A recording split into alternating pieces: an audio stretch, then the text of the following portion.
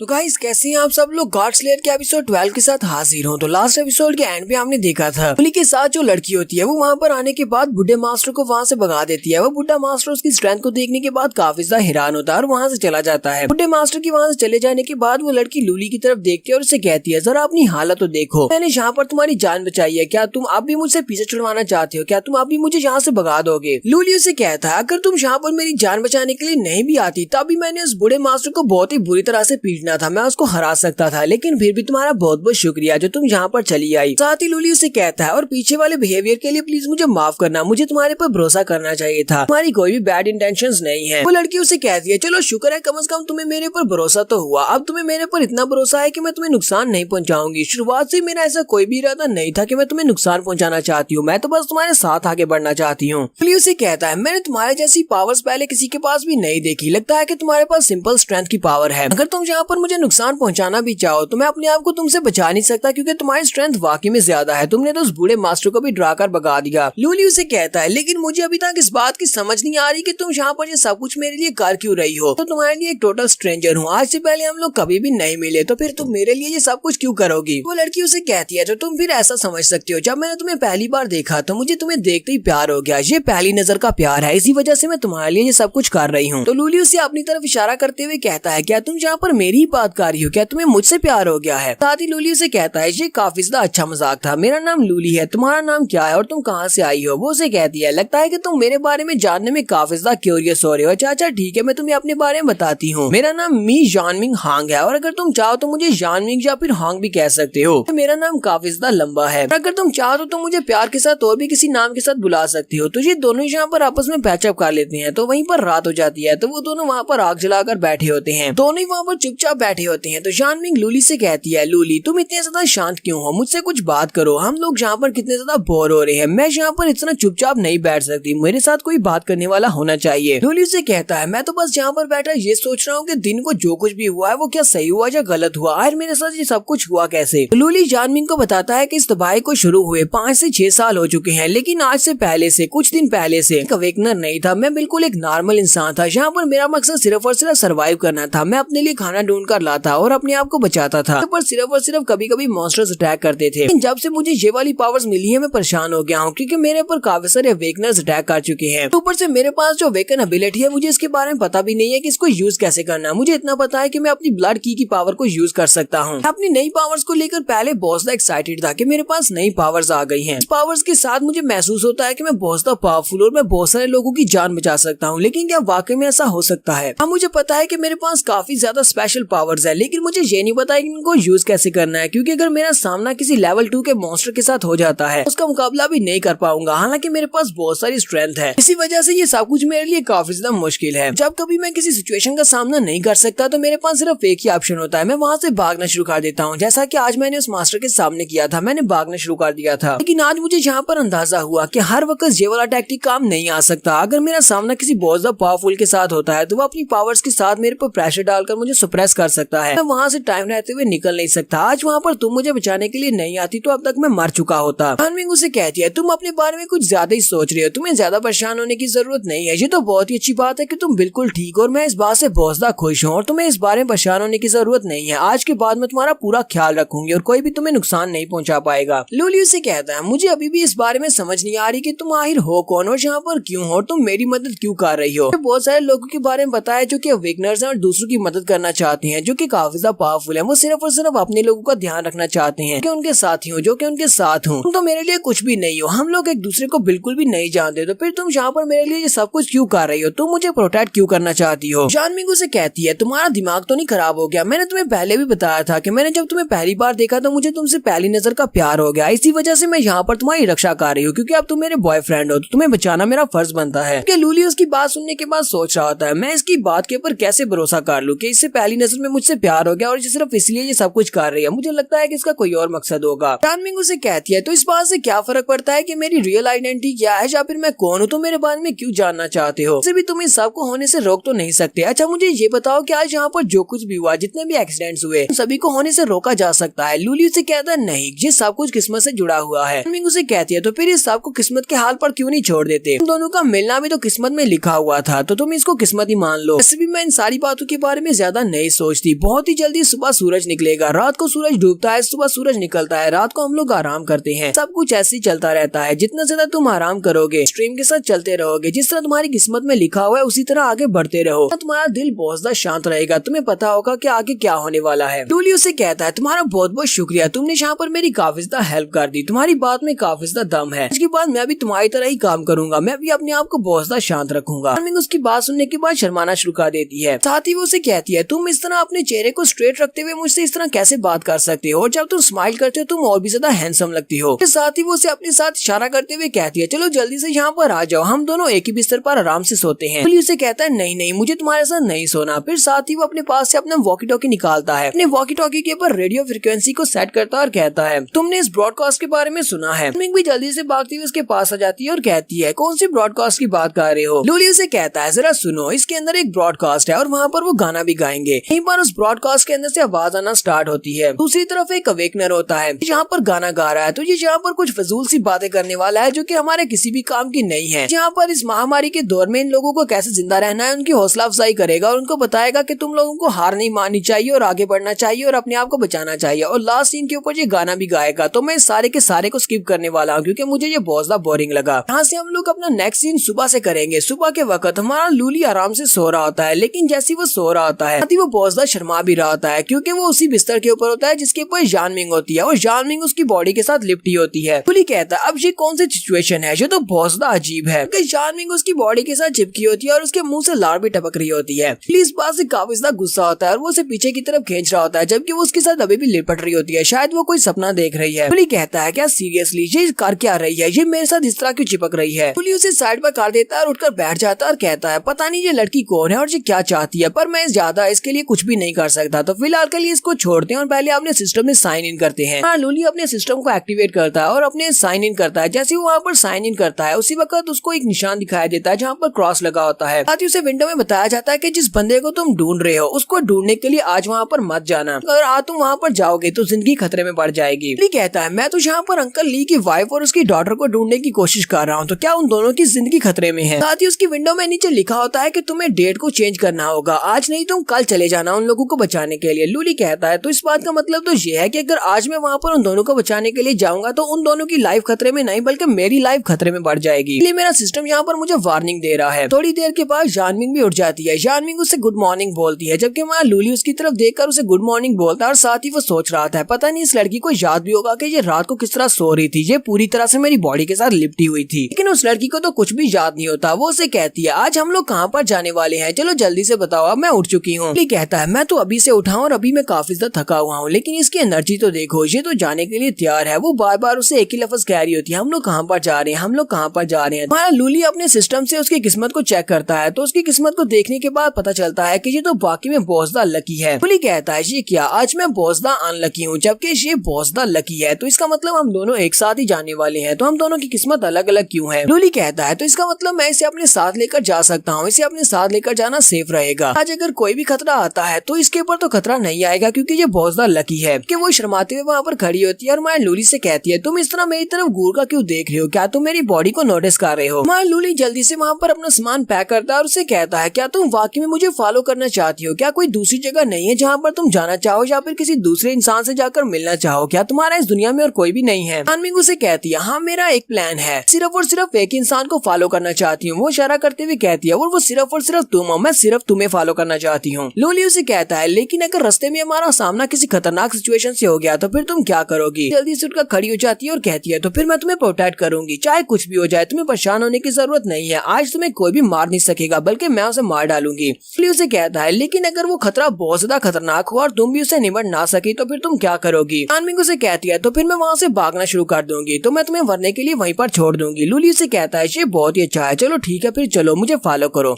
लूली आगे की तरफ चलना स्टार्ट करता है जबकि वो भी उसके पीछे पीछे भाग रही होती है और कहती है चलो ठीक है फिर चलते हैं। यहीं से हमारा next scene green forest group का दिखाया जाता है। ग्रीन फॉरेस्ट के लोग तो वाकई में बहुत ज्यादा कमीने हैं, हालांकि वो कह रहा था कि वो अच्छे लोग हैं। लोगों के पास काफी सारी गाड़ियां होती हैं और उन्होंने गाड़ियों के पीछे काफी सारे इंसानों को रस्सियों के साथ बांधा होता है। अरे इंसान जमीन के ऊपर लटक रहे होते हैं, वो उन सभी को अपनी गाड़ियों के पीछे घसीट रहे होते हैं जबकि काफी सारे मॉन्स्टर्स उनका पीछा कर रहे होते हैं। वो सारे मॉन्स्टर्स उन लोगों का पीछा कर रहे होते हैं ताकि उनको खाना मिल सके। जिन आम इंसानों को उन्होंने रस्सियों के साथ बांधा होता है वो सभी लोग तो वहाँ पर चिल्ला रहे होते हैं क्योंकि वो जमीन के ऊपर घसीटे जा रहे हैं, जबकि वो सभी लोग जो गाड़ियों के ऊपर होते हैं वो सभी लोग बहुत ज्यादा खुश हो रहे होते हैं और हंस रहे होते हैं। सभी लोग एंजॉय कर रहे होते हैं कि ये मॉन्स्टर्स बहुत ही जल्दी इन लोगों को खा जाएंगे। यहीं पर एक बहुत ही बड़ा सा मॉन्स्टर होता है। उस बड़े से मॉन्स्टर के ऊपर एक बड़ी सी चेयर पड़ी होती है और उस चेयर के ऊपर इनका स्काई गॉड बैठा होता है जो कि ग्रीन फॉरेस्ट ग्रुप का लीडर है। यहीं पर उन्होंने काफी सारे लोगों को क्रिम्सन कलर के रो पहनाए होते हैं, हालांकि उनके गले में उन्होंने जंजीरें बांधी होती हैं। गाड़ियों के ऊपर से उनके ऊपर हंटर चलाते हैं और उन सभी को मार पीट कर कहते हैं चलो जल्दी से हमारे गार्ड की पूजा करो। तो उनका बॉस जो कि बड़े से एक दानव के ऊपर बैठा हुआ है वो से अपनी पूजा करवा रहे हैं। इन सभी लोगों को मार पीट कर इन सभी को उनके सामने झुका रहे होते हैं। उनसे कहते हैं चलो जल्दी से बकना स्टार्ट करो कि यहाँ पर इस दुनिया का राजा कौन है, दुनिया का गार्ड कौन है, तुम सभी का गार्ड कौन है। सभी लोग चिल्लाकर कहते हैं हमारे गार्ड वूजी ज़ाई इस दुनिया के सबसे पावरफुल इंसान और सबसे पावरफुल गार्ड है। यहाँ पर से एक नया चैप्टर स्टार्ट होने वाला है जो कि हम लोग नेक्स्ट एपिसोड में देखेंगे, जहाँ पर हम लोग अपनी एपिसोड 12 का एंड करेंगे। एपिसोड की एक्सप्लेनेशन अच्छी लगी हो तो कमेंट करके जरूर बताइएगा। चैनल को सब्सक्राइब कर दें, वीडियो को लाइक और शेयर कर दें। शुक्रिया।